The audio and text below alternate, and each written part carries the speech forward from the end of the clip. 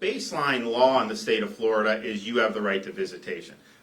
We obviously had to suspend that as part of the emergency to try to keep the COVID from going in the facilities. And so we did have some exceptions, of course. So basically, this is broader exceptions to the original rule. So it's not back to fully normal, where but it is allowing the visitation, which is important. So all visitors have to wear the PPE and then pass through a screening.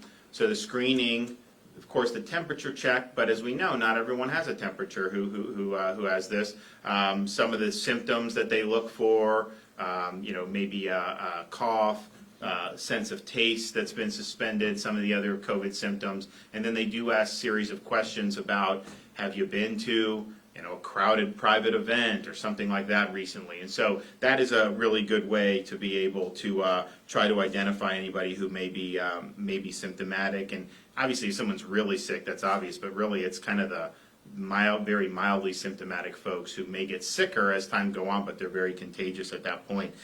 All visitation has to be by appointment only, and long-term care residents can designate up to 5 visitors with 2 visitors at a time for visitation.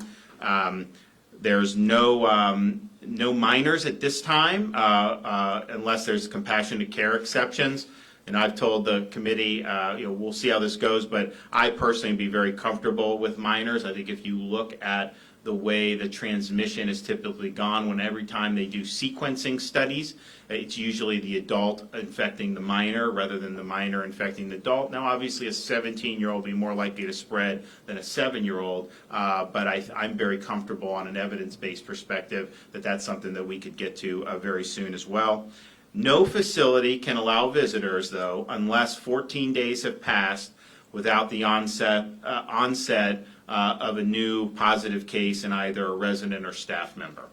And the only exception to this 14-day rule is for essential caregivers and compassionate care visitors. So an essential caregiver is an individual who provides healthcare services or assistance with daily life, like bathing, dressing, and eating. A compassionate care visitor is intended to provide emotional support to help a resident face a difficult situation, such as end of life, a difficult transition, or some kind of loss. So this is trying, I think it's smart, it's incentivizing good practices on part of the facilities, because if you do that, then you're going to be able to have the visitation. Obviously, your residents' family members will be very happy with that.